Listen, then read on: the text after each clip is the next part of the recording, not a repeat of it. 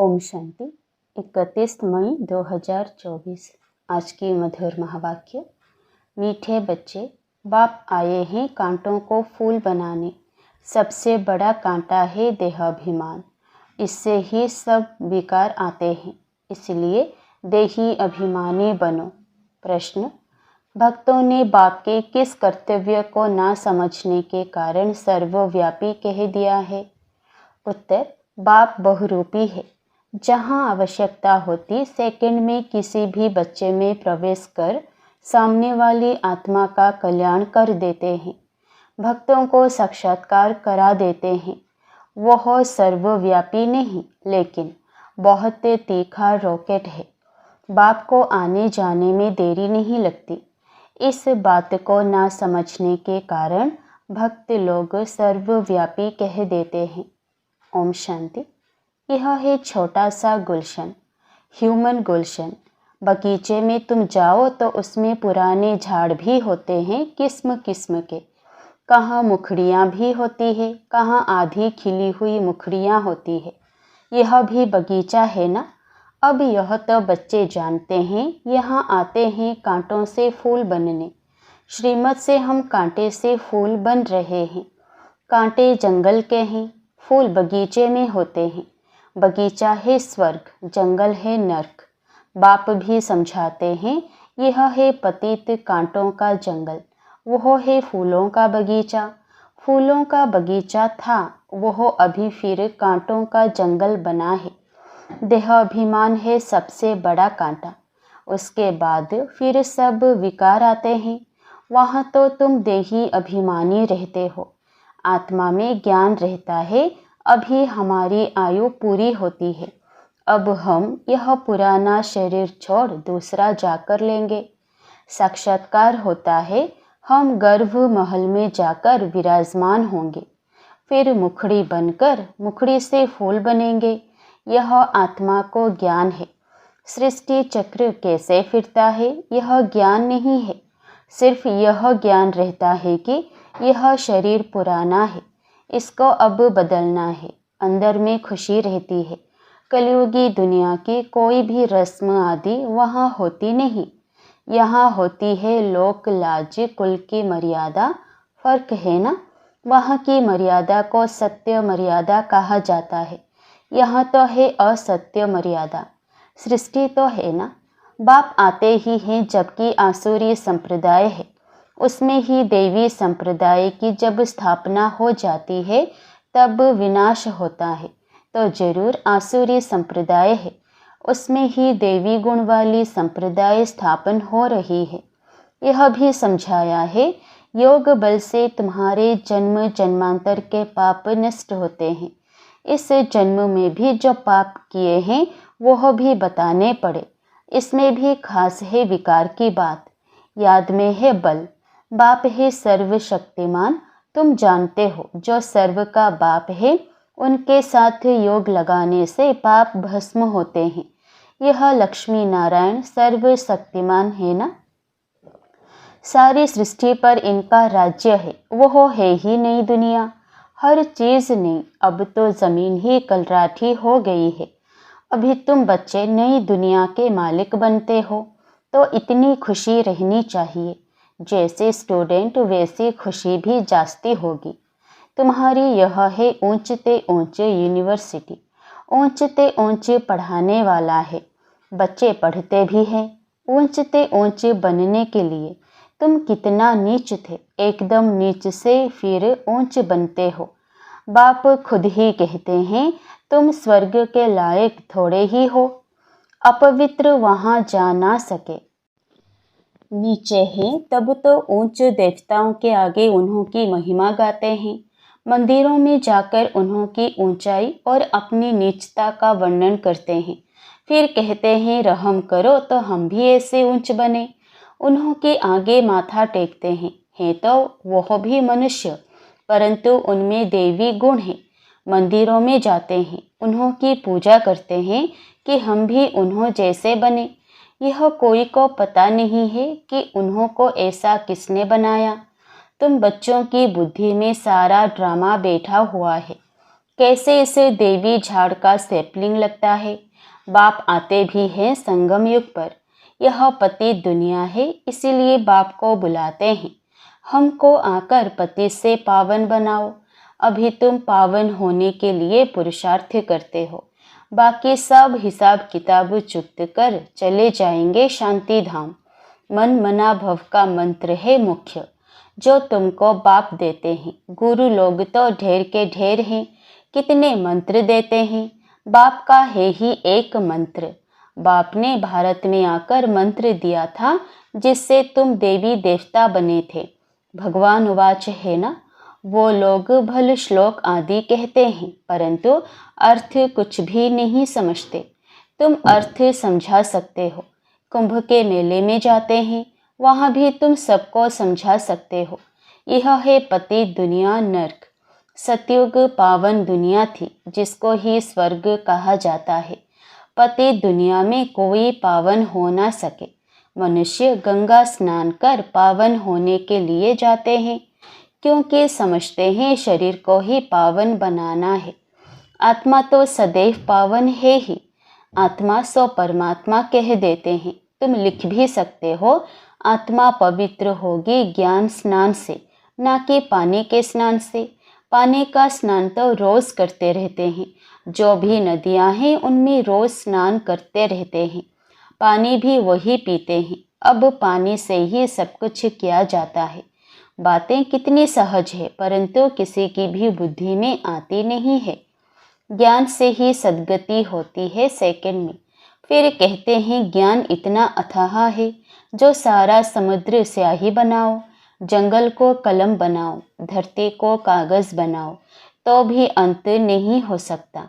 बाप भिन्न भिन्न पॉइंट्स तो रोज समझाते रहते हैं। बाप कहते हैं आज तुमको बहुत गुह्य बातें सुनाता हूँ। बच्चे कहते हैं पहले क्यों नहीं सुनाया। अरे पहले कैसे सुनाएंगे, कहानी शुरू से लेकर नंबरवार सुनाएंगे ना।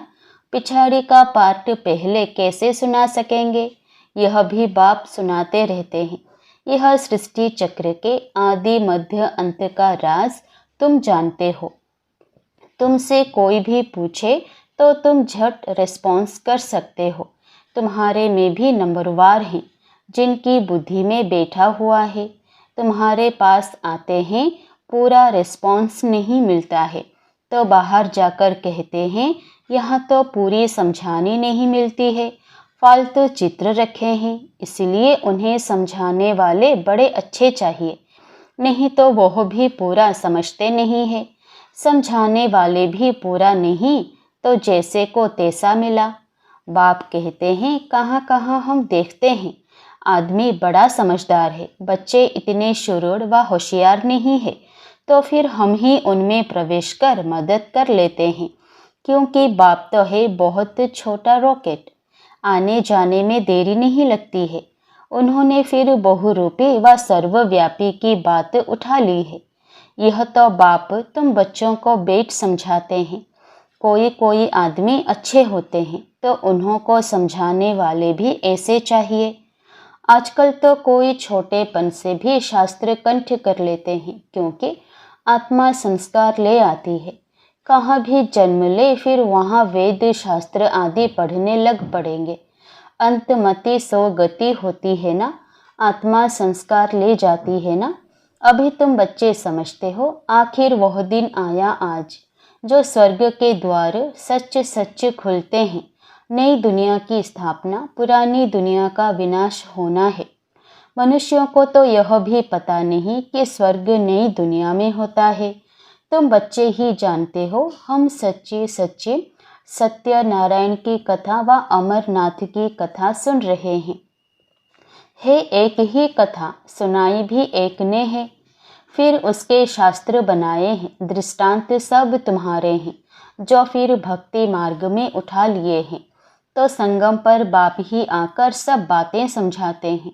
यह बड़ा भारी बेहद का खेल है। इसमें पहले है सतयुग त्रेता राम राज्य, फिर होता है रावण राज्य। यह ड्रामा बना हुआ है। इनको अनादि अविनाशी कहा जाता है। हम सब आत्माएं हैं। यह ज्ञान कोई को है नहीं, जो तुमको बाप ने ज्ञान दिया है। जो भी आत्माएं हैं उन्हों का पार्ट ड्रामा में नोंधा हुआ है। जिस समय जिसका जो पार्ट होगा उसी समय आएंगे, वृद्धि को पाते रहेंगे। बच्चों के लिए मुख्य बात है पतित से पावन बनना। बुलाते भी है, हे पतित पावन आओ। बच्चे ही बुलाते हैं। बाप भी कहते हैं हमारे बच्चे काम चिता पर बैठ भस्म हो गए हैं। यह है यथार्थ बातें। आत्मा जो अकाल है उनका यह तख्त है, लोन लिया हुआ है। ब्रह्मा के लिए भी तुमसे पूछते हैं यह कौन है? बोलो देखो लिखा हुआ है भगवान वाच, मैं साधारण तन में आता हूँ। वह सजा हुआ श्री कृष्ण ही 84 जन्म ले साधारण बनता है। साधारण ही फिर वह कृष्ण बनता है। नीचे तपस्या कर रहे हैं, जानते हैं हम यह बनने वाले हैं। त्रिमूर्ति तो बहुतों ने देखा है, परंतु उनका अर्थ भी चाहिए ना। स्थापना जो करते हैं फिर पालना भी वही करेंगे। स्थापना के समय का नाम, रूप, देश, काल अलग। पालना का नाम, रूप, देश, काल अलग है। यह बातें समझाने में तो बड़ी सहज है। यह नीचे तपस्या कर रहे हैं, फिर यह बनने वाले हैं।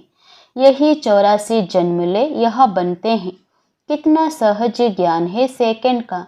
बुद्धि में यह ज्ञान है हम यह देवता बनते हैं। 84 जन्म भी इन देवताओं को ही लेने हैं।